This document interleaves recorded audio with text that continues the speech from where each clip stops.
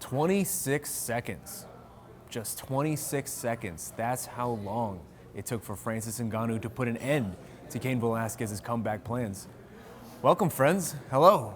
My name is Shaun Al-Shatti, and this is the UFC Phoenix post-fight show. And I am joined by my fellow Arizonan, Jose Youngs, and we are here in the bowels of the Talking Stick Resort Arena after a roller coaster Sunday night, to say the least. In the end, Francis Ngannou knocks out Cain Velasquez in 26 seconds. A really incredible sequence, anticlimactic in a way, but maybe not as well. It ends up being a short right hand that drops Cain Velasquez. His knee buckles. Francis swarms, and that is all she wrote. And really, I mean, now 8 years after Cain Velasquez headlines the first UFC on Fox show and loses in a minute by knockout, history repeats itself. Jose, just first thing, I mean, what were your thoughts watching that fight? What was your takeaway from that fight? Well, I was in the back for a lot of the fight, but I made a point to go to Octagon side to actually watch this main event. I know how much it meant to the city of Phoenix. The crowd was a little weird all night, but they erupted for just Cain's entrance, and that was a magical moment, and I was expecting something like truly great was going to happen, whether it was a great fight or a great finish. I just had a sense of something big was coming. Didn't expect a 26-second knockout. At the moment, I thought Cain's knee gave out. I mean, I was on the side where I saw Cain's knee just kind of slump and then him roll over and then take a few shots, and then the ref pulled it off, and then Cain kind of limped up a little bit. And I was like, oh, his knee must have given out. And then they showed it on the replay, and the crowd was kind of like, oh, like look at his knee. And then, but we looked at it in the back, and it was clearly an uppercut caused the buckle, and then he fell on his knee. And Cain, to his credit, said he didn't have an issue with the stoppage, so the referee was just doing his job, but did not expect a 26-second knockout by Francis Ngannou. Yeah, man. I mean, you were right. We were in the back here sort of looking at replays and different angles, almost pouring over it like a Zapruder film type of thing. And finally, there is one angle where it really does show that a short right uppercut seemed to be the shot that dropped him. In the end, I mean, we saw Cain Velasquez afterwards. He more or less put the blame for the fight on his knee. And he said, I beat myself today. He said Francis's shot didn't hurt me. It was all the knee. Francis saw things very differently. Opinion has been relatively split on social media as we have been following this in the immediate aftermath. What do you make of, I guess, what Cain says, what Francis says? Was the knee the important factor here, or was that a shot that finished him? It's hard to say because I wasn't the one getting punched by Francis Ngannou, but you can see it land. You see his head snap back. I mean, you can pause it at the very moment it landed, and you can watch in slow motion Cain's head snap back, and he did fall down. He buckled. Whether it was because his knee was already injured, I have no idea. But Cain did say he was 100% healthy coming into this. He's never felt better. He didn't injure it beforehand. It happened in the octagon. I think it was a clean. The punch caused the knee to buckle, and maybe he landed on it fun because of the punch. But just watching it on camera, I'd have to say it was a clean knockout. It's relatively incredible at this point where we're at with Francis Ngannou. I mean, he has seemingly a death touch. Yeah. The amount of distance he had to throw that uppercut was virtually nothing. And now, I mean, he comes in here, knocks out Cain Velasquez in 26 seconds. He had knocked out Curtis Blaydes in, I believe, 45 seconds. He is just racking up these quick knockouts over these very tough wrestlers. And afterwards, I mean, we were speaking to him, and he made it abundantly clear that he wants a title shot next. Yeah. We talked about often in the lead up to this fight with him and Cain that they both felt this was a #1 contender fight, and that was certain. There was no doubt in their minds. Francis comes in here and wins in 26 seconds. I don't know that you could have asked him to do anything more. Right, he did his job. Yeah, Daniel Cormier is now sitting out here. He's the champion. I mean, he seemingly is going to fight Brock Lesnar. But do you give him Francis Ngannou now? Like, is Francis Ngannou the rightful #1 contender in this heavyweight division for you? It's hard to say because, like, Daniel for so long has said Stipe deserves the rematch, and if he wasn't hurt, if the Brock Lesnar fight wasn't there, he would be fighting Stipe. And he's been on the MMA Hour saying if the Brock fight doesn't happen for whatever reason, he'll fight Stipe. I mean, he said he would have fought Stipe in New York if he wasn't hurt or whatever. But does this change things, though? That's what I was going to say. The storyline is there. I mean, Francis himself said, like, what do you think should happen? He says Daniel should come avenge his teammate, his best friend, his training partner. I mean, we've all seen the gif of get someone to look at you like Daniel Cormier looks at Cain Velasquez when he's just smiling and looking at Cain. Like, the storyline is there. I mean, they were on stage together for UFC 220, and Dana is reading off all of these accolades that Francis has the hardest punch, like he hits like a truck, he hits like a Ford Escort, and Daniel's just sitting there shaking his head like, why would I want to fight this guy? Like, the storyline is there. If I'm the UFC, I look at that fight, but it obviously It's an depends. intriguing fight right It now. is very intriguing, considering everyone's going to be like, well, the wrestling, like the blueprint out there is, that Stipe put out there is the one to do, but Curtis Blades, Division I wrestler. Cain Velasquez, Division I wrestler. Knocks them out both in less than a minute. The storyline is there for Francis Ngannou and Daniel Cormier. I wouldn't hate if they did that fight. Are we at the point now? I mean, we have seen this now often in the UFC where if you sit out for long enough, eventually you just get passed up. Do you feel like we have reached that point with Stipe where he might have just gotten passed up tonight? I mean, look what happened to Colby Covington. I mean, Kamaru Usman made weight to be a backup fighter for the Tyron Woodley, kind of did the UFC a favor. Didn't even fight, still made weight. Fights RDA, offers to fight on the January pay-per-view. Doesn't happen. The UFC kind of sees him in their good light, and they pass over Colby Covington, who was waiting for a title shot. I don't know. I mean, Dana's relationship with Stipe has never been the best. I mean, I remember at UFC 220, I was there, front row for the media day stare down, and Stipe walked right up to Dana and was like, I heard you were talking trash. And Dick caught Dana off guard. He's like, what are you saying? And then he stared down with Francis. So it's no secret that Stipe and Dana clash. I wouldn't be surprised if he passes over Stipe for Francis' fight.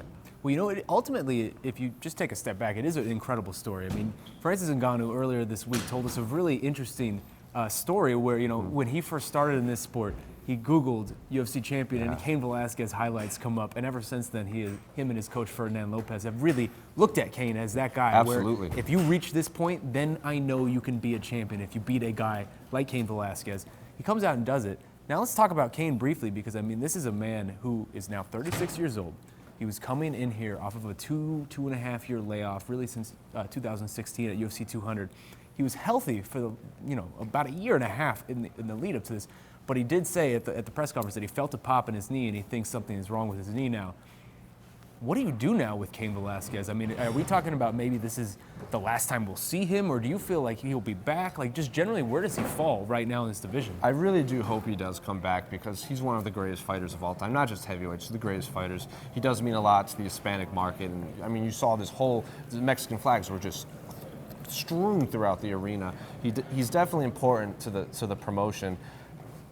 But even Cain, like, someone goes, is this the last time we could see you fight? And his response was, we'll see, I want to get this checked out. So Cain might not even know. And someone asked him, like, are you satisfied with your career? If this is the end, are you satisfied? He goes, I know what I'm capable of, and I know I'm capable of a lot more. So he seems on the fence, too. I hope he comes back, but even if he can't answer, I don't know if I could. And, you know, it really is weird how this sport does work out, man, because I said it at the beginning, but 8 years ago, he debuts this Fox show and loses in 64 seconds. Now he does it again tonight. History repeats itself. It really just is crazy. Time is indeed a flat circle. Flat circle. And with that, let's talk about this co-main event. Let's move on to Paul Felder versus James Vick. Unbelievable.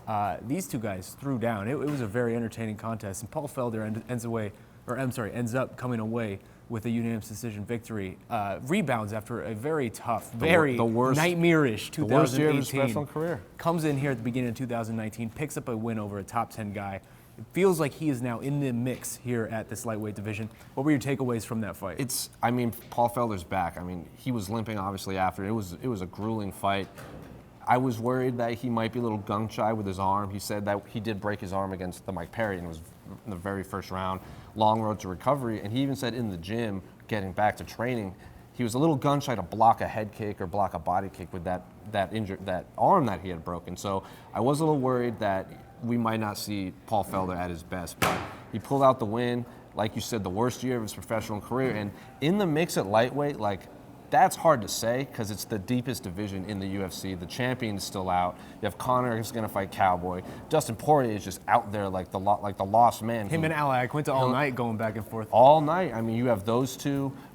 Tony Ferguson still carrying around an interim title that he was supposedly stripped of. So what does in the mix at lightweight even mean? I mean, how many fights did Tony Ferguson have to win to get a title shot? Yeah, he got injured and Khabib was injured too, but Paul Felder seems really excited to fight a lot of these crybabies that are complaining about not getting fights. So if Paul Felder is that man that's like, you don't have a fight, I'll fight you, that's a perfect role for him. He just wants to fight, given the ones that can't find fights. And one thing that really stood out to me from his performance tonight was just the leg kicks. He really chopped down a gigantic tree. I think he hurt himself with those leg kicks. I mean, he was limping around. He didn't do the press conference because his leg was hurting. Yeah, it seemed like his knee was blowing up after the fight. So hopefully he is okay there. But he calls out in the immediate aftermath of his victory. He says, I'm going to keep a very close eye on that Edson Barboza versus Justin Gaethje fight. What a wild man this is. I mean, he has obviously fought Edson Barboza before. That was a very entertaining fight. But who the hell calls out Justin Gaethje? I mean, what a wild man. Is that whether the winner or loser, either or? Would you just like to see him fight one of those two guys next? Throw out rankings, throw out the crowd, throw out the arena, throw out belts, whatever. Like, I just want to see high-level martial arts. I've made it known, like high-level striking is my favorite martial arts to watch, like just Muay Thai, kickboxing, anything. Like, I'll watch Paul Felder spar Edson Barboza. I'll watch Justin Gaethje spar Paul Felder. Like, I just want to watch that fight. What it means to the division, I don't know. Like, Paul Felder is probably going to be ranked very low compared to those two, but as a fan of just high level and elite striking, like 100% I'm interested in that fight. Either one. Respect for calling out Justin Gaethje. That is just be like, yeah, I'd like to go through a wood chipper, sir. I'd like to have a horrible, horrible night. Right. Well, hey, let's keep things moving, and I want to jump further into the card, and I want to talk about Kron Gracie, man. My God. Because this is a fight that you highlighted on our preview show, and I think he had delivered. I mean, this is a man who has not fought since 2016.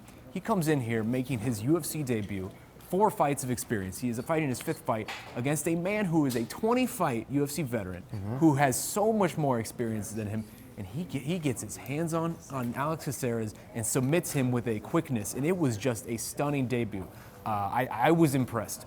I want to ask you, were you as impressed as me? Because what did you take away from that fight and seeing Kron Gracie finally in the UFC? I mean, if I'm not mistaken, we both picked Alex Caceres to win this fight. And I picked Kron Gracie, how dare you? I picked Alex Caceres. I believe you picked Kron to go against me, but fine. But I picked Alex Caceres to win. I thought it was really, I couldn't overlook that 20 fights of experience, 20 fights of experience. And Kron Gracie, it was exactly like his Henner Gracie said when he was on the MMA Hour. As soon as he locks up, as soon as he touches you, like, that's probably a wrap. I mean, there's no other grappler like him in the UFC. I mean, as soon as he entered the octagon, he was one of the best grapplers already. And when honestly, his walkout song, like, how metal was that? I mean, he walked out to the Purge sirens. I mean, it was just 5 minutes of It was Purge just sirens. 5 minutes of the Purge sirens. It's not really a song, I guess. I mean, how metal is that? I mean, you're walking out to fight another human being to sirens that represent people, like, just killing each other. I'm just like, oh my God, like, this is unbelievable. Chokes the soul out of Alex Caceres, and then he's just, whoop, there it is. I'm like, okay, maybe that kind of ruins the moment of the Purge sirens, but he came back here. He seems very eager to take the next step. He seemed very interested in fighting on the upcoming Brazil pay-per-view. Maybe it seems the May date seemed to interest him more, that it was in May rather than Brazil, but if we get a Gracie fighting in Brazil for the UFC, and that's a storyline right there. But I don't know who I'd like to see him face, but Kron Gracie is here, and he blew me away with his performance. Yeah, and in a way, it was just cool to see a Gracie back in the UFC. It was very I mean, we haven't seen a Gracie win in the UFC since 1994, which is really incredible to think about. We haven't seen a Gracie fight in the UFC since 2013. And he comes in here and does exactly what he does, or what he did, sorry. Watch out for your next, exactly what he said. Exactly, cuts a nice promo there. He's got Nate Diaz in his corner. I mean, you just touched on what you would like to see next for him, but I just want to ask you, I mean, when I spoke to him on Friday, I asked him about Alex Caceres, and he said he wanted somebody better for his debut. Yeah. And that took me aback in the moment, and that almost seemed like that might be a quote that could come back to haunt you, and it definitely didn't. So now, I mean, he's out here, he just wants to be tested. He wants to understand where he stands. How deep into this pool do you throw him at 145? So I was thinking this exact thing. I was trying to come up with a name to throw to him, because he doesn't seem like a guy that'll call someone out. And he was like, when I fought Kawajiri, he was just coming off a fight with Cub Swanson. Cub Swanson beat him. I beat him faster. And I was like, Kron Gracie versus Cub Swanson. Why not? I mean, Cub Swanson's a name. He's essentially like a gatekeeper. I mean, you saw the Moicano fight was kind of a test for Moicano. You saw the Korean Superboy test himself against Cub Swanson.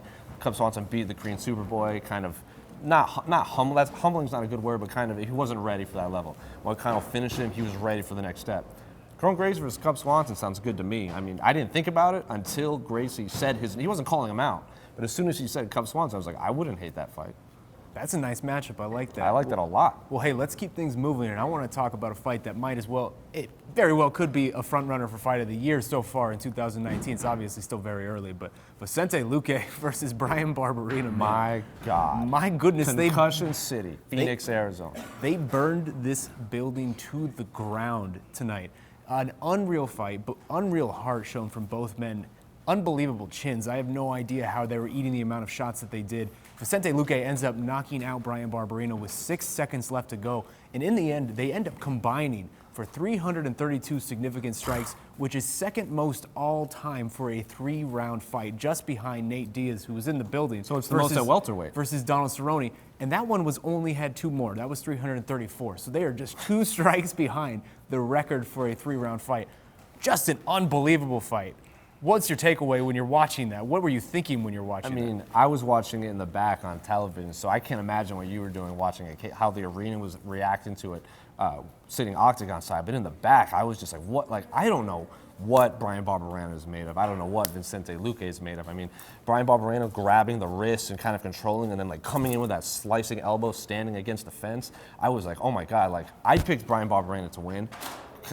And I was like, well, look, maybe I'm right. And then Vicente Luque is not only eating the shots, but he's like landing one body kick, one punch. So for every... He was really loading up. Exactly. For every elbow, for every jab, for every hook that Bryan Barberena was landing, he'll land like 3. And Vicente Luque would come back with one huge one and match the damage of 3 punches with one massive shot. In the back, he said, he couldn't hear the crowd. He was focused on his coaches. And he said the whole time his corner and his coaches were just yelling at him. He's like, stick to the game plan. He's just like, no. And he's just like punching away. So...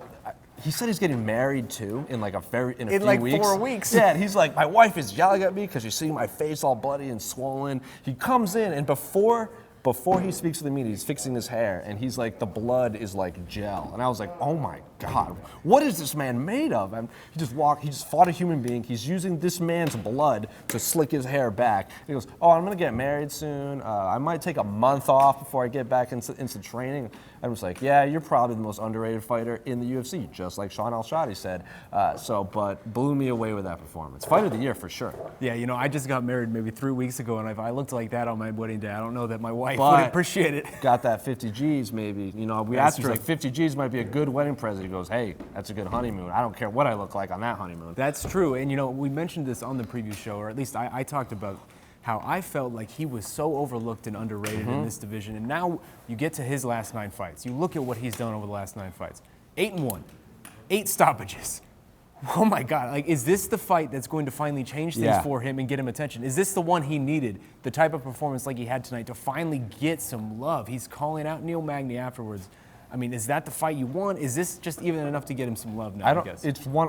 How do you not love a performance like that? I mean, the people that run ESPN are probably like, yes, this is what we wanted. When we signed a deal with the UFC, this is the type of fight we wanted to put on our cards, and they delivered. And it's definitely one of those fights that's going to get the eyes of the upper echelon of the UFC, the matchmakers. And if he wants Neil Magny, why not? I mean, there's a lot of really important welterweight fights coming up. You got Darren Till versus Masvidal. You got Gunnar Nelson fighting Leon Edwards, I believe. So there's a lot of very interesting welterweight matchups. And honestly, just throw a name, take a dart and throw it at the top 15. I'll see Vicente Luque against anyone after that performance.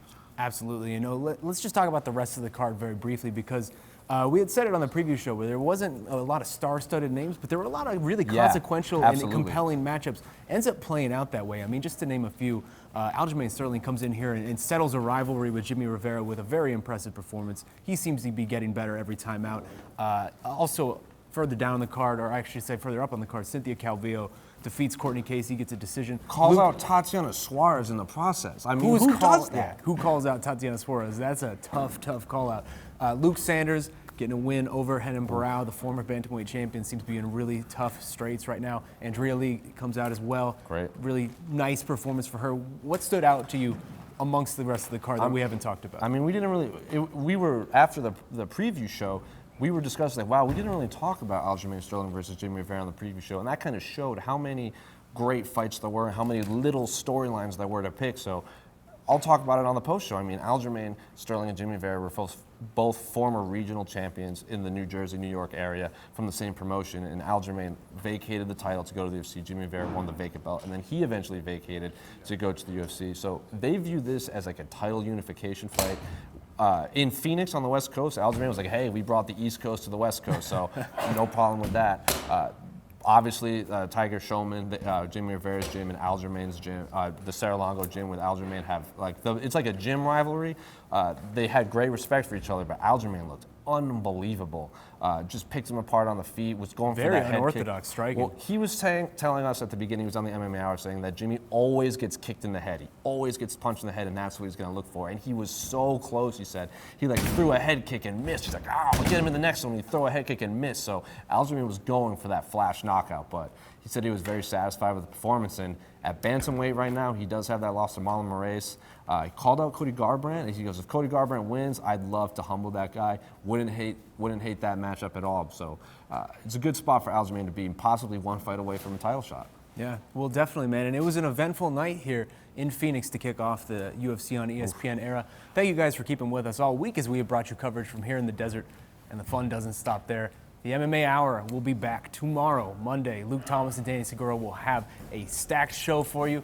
Wednesday, the A-side with myself and Mark Raimondi. We will be back as well. We will be breaking down the aftermath of this and what's coming up. And there's a lot coming up. UFC 235 is soon, and there are other things as well to talk about in the meantime.